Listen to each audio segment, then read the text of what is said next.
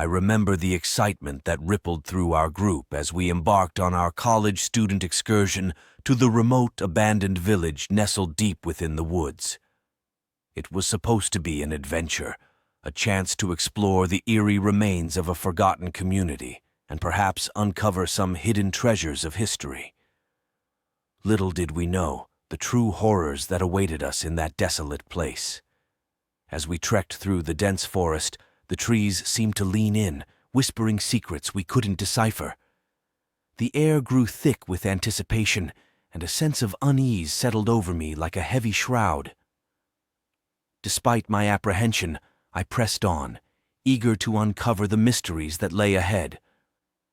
The first hint of something amiss came when we stumbled upon the village graveyard.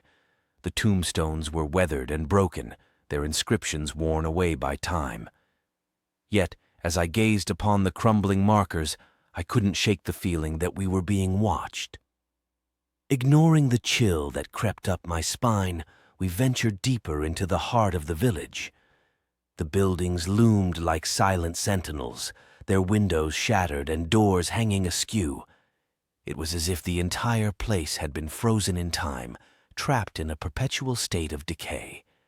As night began to fall, we decided to make camp in the ruins of an old church. The air grew colder, and the shadows danced eerily across the crumbling walls. I snapped a picture of our campsite bathed in the pale moonlight, the jagged silhouette of the church looming in the background. It wasn't long before strange things began to happen. Objects would vanish without a trace, only to reappear in the most unexpected places. Shadows flitted in the corners of my vision, and I could swear I heard whispers echoing through the darkness. I managed to capture a photo of a flickering candle casting eerie shadows on the walls, the flames dancing as if possessed by some unseen force. As the night wore on, our group started to unravel. Tensions ran high, and paranoia consumed us like a poison. I could feel the eyes of the village upon us, watching our every move with a malevolent intent. I snapped a picture of my fellow students huddled together, their faces twisted with fear and uncertainty. Then, in the dead of night, it happened. A blood-curdling scream pierced the silence, shattering the fragile peace of our makeshift camp. We raced outside, hearts pounding in our chests, only to be greeted by a sight straight from my worst nightmares. Standing in the moonlit clearing was a figure cloaked in darkness, its eyes burning with an otherworldly glow. It beckoned to us with a skeletal hand, its voice a chilling whisper on the wind. I fumbled for my camera, desperate to capture the horror unfolding before me. But when I pressed the shutter, the figure vanished into thin air, leaving behind nothing but a lingering sense of dread. Terrified and shaken, we fled the village at first light, leaving behind the haunting echoes of our ordeal. But try as I might, I couldn't shake the feeling that we had awakened something ancient and malevolent in those forsaken woods. And as I look back on the photos I took that fateful night, I can't help but wonder if the true horror lies not in the images themselves, but in the dark secrets they hold. I never imagined that a simple college research project would lead me to the abandoned asylum on the outskirts of town. It was a place whispered about in hushed tones, its dark history shrouded in mystery and fear. But as a psychology major eager to delve into the secrets of the human mind, I couldn't resist the opportunity to explore its crumbling corridors and forgotten chambers. With camera in hand, I ventured into the decaying building, my footsteps echoing off the damp walls. The air was thick with dust and the musty scent of decay, and a chill settled over me despite the warmth of the afternoon sun. As I wandered deeper into the asylum, I couldn't shake the feeling that I was being watched, as if the ghosts of the past were silently observing my every move. The first sign of the asylum's troubled history came in the form of patient records scattered across the floor. Yellowed and brittle with age, they offered glimpses into the lives of those who had once called this place home. I captured a photo of the documents, their faded ink revealing tales of despair and suffering that sent a shiver down my spine.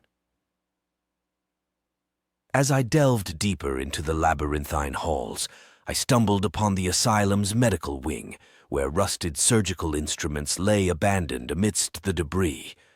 The sight sent a wave of nausea crashing over me, and I hastily snapped a photo before fleeing the scene. But it was when I reached the solitary confinement cells that the true horror of the asylum revealed itself.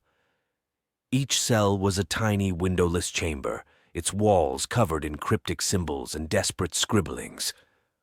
I captured a photo of one such cell, its door hanging open as if inviting me to step inside. As I stood frozen in fear, a sudden noise shattered the silence, causing me to whirl around in alarm. To my horror, I found myself face to face with a spectral figure, its eyes empty sockets devoid of life. It beckoned to me with a ghostly hand, its voice a haunting whisper in the stillness of the asylum. With a scream of terror, I turned and fled the asylum, my heart pounding in my chest. I never looked back as I raced through the crumbling corridors and out into the fading light of day. And though I escaped the asylum physically unharmed, I knew that its dark secrets would haunt me forever, a constant reminder of the thin line between sanity and madness. It was supposed to be a weekend getaway, a chance for my friends and me to escape the hustle and bustle of city life and unwind in the peace and quiet of the countryside. Little did we know, the quaint manor we had rented for our retreat held dark secrets that would soon unravel before our very eyes. Nestled at the edge of a dense forest, the manor stood as a silent sentinel, its weathered facade hinting at the centuries of history it held within its walls. As we arrived, a sense of foreboding washed over me, but I brushed it off as mere nerves, eager to enjoy our vacation. The first inkling that something was amiss came when we discovered an old journal hidden away in the attic. Its pages were yellowed with age, and the ink had faded to a ghostly gray. But as I read the entries, a chill crept down my spine. The journal spoke of a curse that had befallen the manor centuries ago, a curse that doomed all who dared to set foot within its walls. Undeterred by the journal's ominous warnings, we settled into the manor, eager to make the most of our weekend retreat. But as night fell, strange things began to happen. Shadows danced in the corners of my vision, and the air grew heavy with the weight of unseen eyes watching our every move. It wasn't long before members of our group started to disappear, vanishing without a trace into the depths of the manor. Panic gripped us as we searched desperately for our missing friends, but the manor seemed to twist and turn, its corridors shifting like a labyrinth designed to confound and confuse. As we delved deeper into the bowels of the manor, we stumbled upon a hidden chamber hidden beneath the floorboards. Inside, we found a ghastly sight, a room filled with ancient relics and arcane symbols, their power pulsating with a malevolent energy.